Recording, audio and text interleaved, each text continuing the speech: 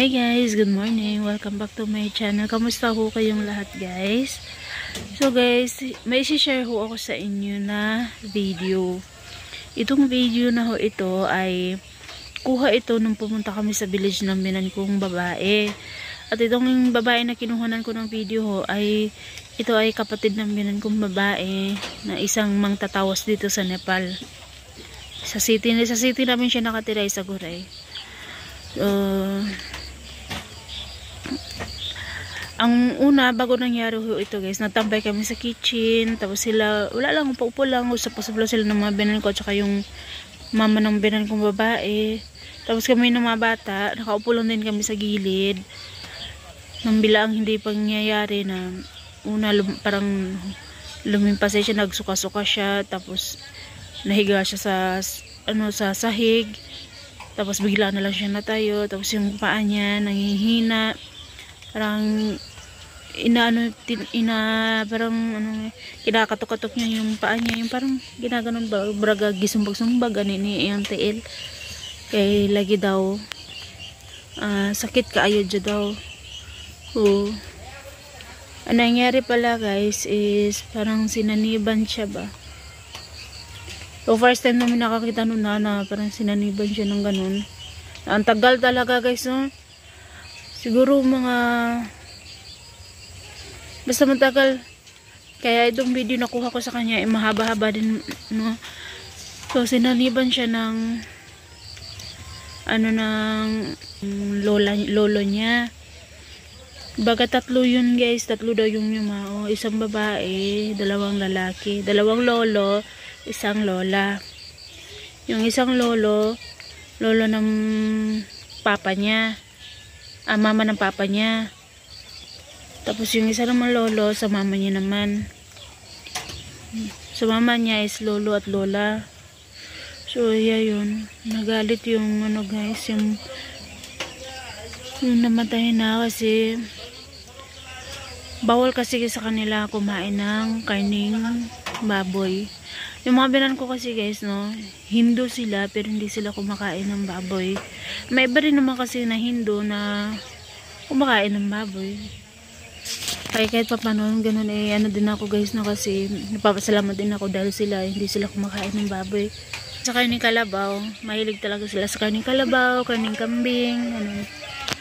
Pero hindi sila kumakain ng karning baboy. Dati pa talaga yun guys, no. Pero dito naman, yung kumakain ng karning baboy is yung mga dalagitan, sinajano. Kumakain sila ng baboy. So, balik tayo dun guys sa story. Kumain daw kasi yung baboy, yung manugang, pati yung isang apo na kasing edad din na RG guys. Galit na galit yung lolo guys. Yung lolo kasi yung sumanib kay auntie. Auntie na lang yung tawag sa kapatid ko nung binang kong babae ha. Kasi auntie na naman talaga yung tawag ko dito eh. Auntie, minsan ama. Pinapatawag nila na ama or auntie, pwede din daw. Sabi na sa akin. So, pumunta kasi kami doon yung Dasain. Pero nag-stay lang kami doon ng isang gabi lang. Tapos pag kinabukasan, umuwi na rin kami.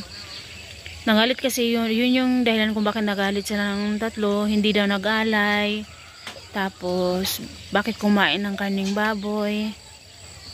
Galit na galit yun. Alam mo yung sinaniban guys, grabe yung galit. Grabe yung nung paa. Sabi niya, sabi naman ng mama ng binan kong babae na nakalimutan daw kasi nila na mag-alay dahil daw sa busy ba. Dapat kasi ay nag-aalay sila ng tuba ba sa Pilipinas, dito sa kanila, or although dito sa kanila tinatawag nila na Roxy. Kailangan nila mag-alay ng tuba or lambanog ba. Lambanog, saging, prutas, kahit anong prutas or tinapay or karne. Kailangan mo mag-alay pero hindi kasi sila nakapag-alay, nakalimutan daw. Galit na galit, sabi na tignan mo kung anong gagawin ko sa apo mo. Kasing edad ni RG guys, grabe talaga yung yung galit na galit guys, no. Magkakasakit daw tong apo niya dahil kumain daw sila ng baboy. Bakit niyo pinakain? Yung ganun, galit na galit. Bakit niyo pinakain? Sabi naman nung mama ng binang kong babae na Ayaw daw kasi makinig. Umiiyak daw, ganun. So, ayun, naghingi ng sorry yung binan kong yung nanay ng binan ko, no. O, sige na, patawarin mo na ako yung ganun. Patawarin mo na ako, mag-aalay na ako ngayon. Kaya nag-alay sila, nabilisan nila mag-alay ng lambanog at saging at ano pa, yung meron doon.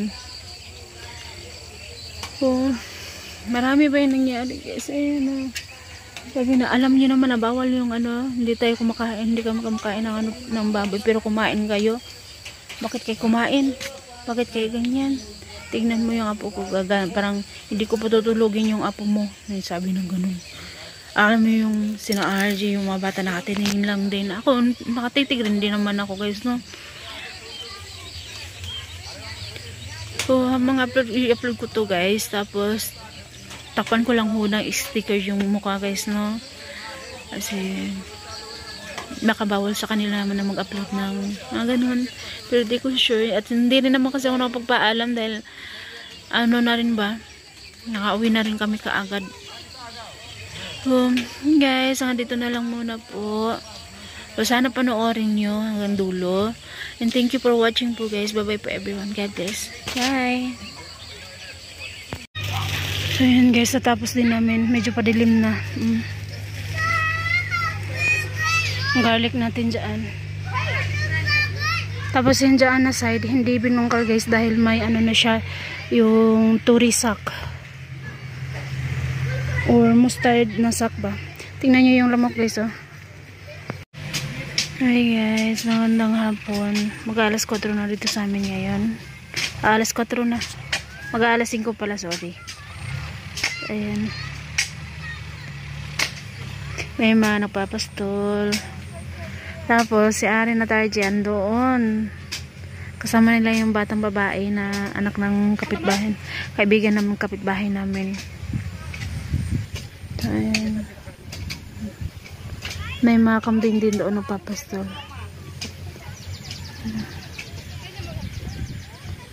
Naglalaro sila dyan guys. Kinuha nila yung mga parang bilog na, parang watermelon na bilog na maliliit. Pero hindi yun siya nakakain, no? Lalaroin nila.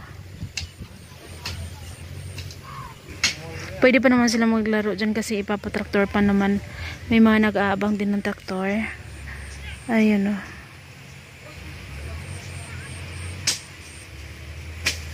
Ipapatraktor, tapos sa likod sabay na sunod na sila maghagis ng, magsaboy ng ano, ng mustard. Ito yung view natin.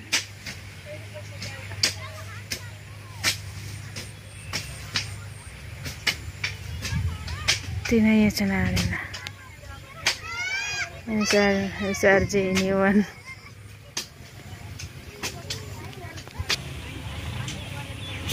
Tumakbo na sa RJ.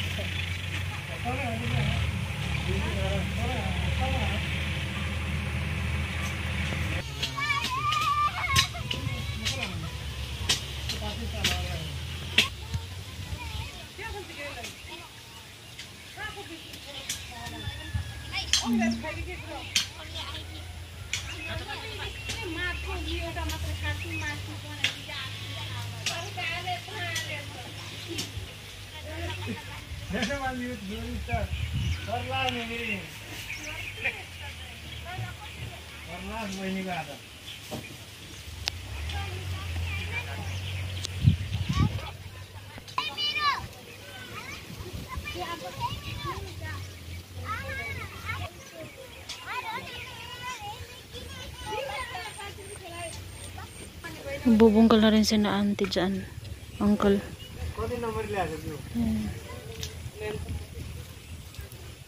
Oh, nagtanim na pala sila. Ano? Kyo? Ki? Ah. Nilagyan muna nila ng abono bago saka lang nila itatanim. Nagtanim na sila. Tapos yun sa amin, hindi pa. Doon sa kabila din nagbubungkal natin sila. So yun guys, nabungkal na din kami. Laki na nang tapos namin. Ako dito, hanggang dito. Tinulungan din kami ni Jano, Dalagita. Masaya naman si RJ. Osto. Lalaro din sila dyan.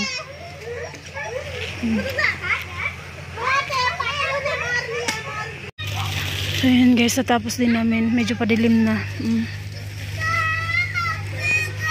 Garlic natin dyan. Tapos yung dyan na side, hindi binungkal guys dahil may ano na siya, yung turisak. Or mustard na sak ba. Tingnan nyo yung lamok guys oh.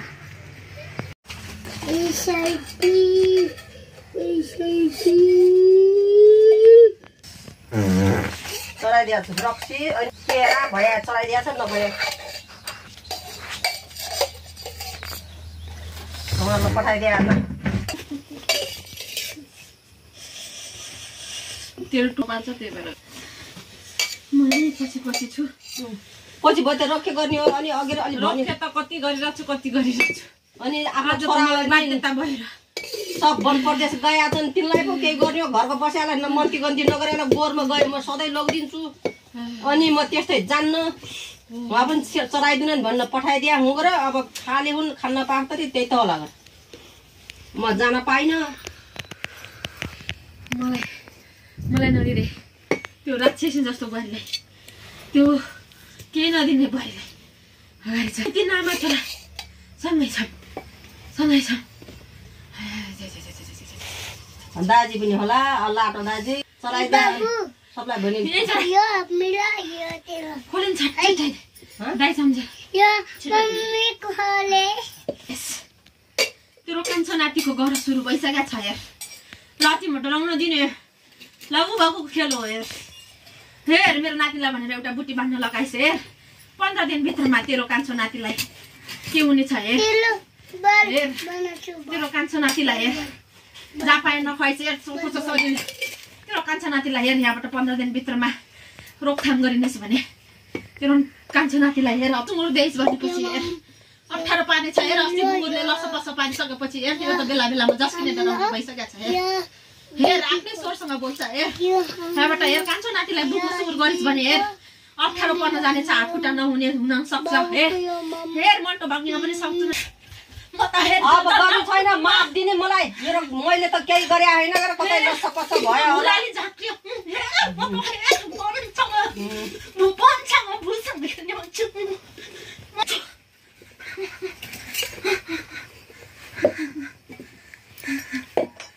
मलाई डाँडामा लगेन पोल्ने तेरो कान्छो नातिलाई हेरेस् रोकथाम गर्ने अब भुल भयो क्षमा गर्दिन पर्यो मासु भित्र हलिस खाइस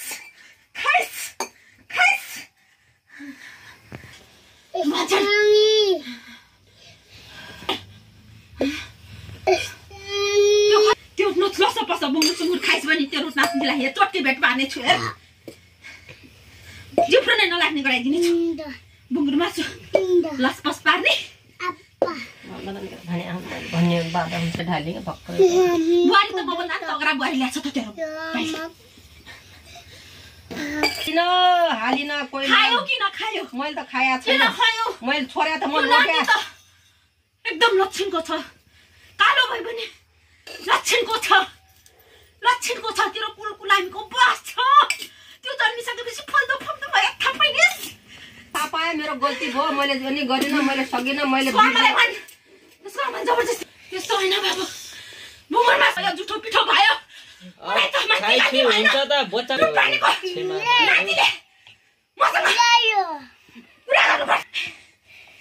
अब बच्चा घरमा जुठो पिठो लसपस भइगयो होला छाइछुइ भयो होला क्षमा दिने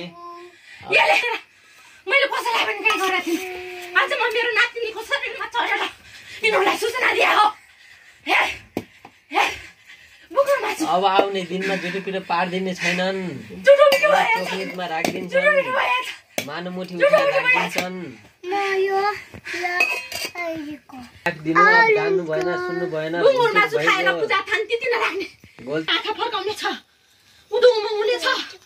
पेट ढाली नै छ यसको अब आइन्दा यस्तो गर्दैन भन तिमीलाई चामल पुगेर लगेस भनेपछि होला म त लगेर पनि मानिस मानिस छन् सुन पानी तिमीले देऊ दिनु तिमी माइती यस्तो भएर तिमीसँग माथि मसित यो जादु त यो छ तपाईँ जानु के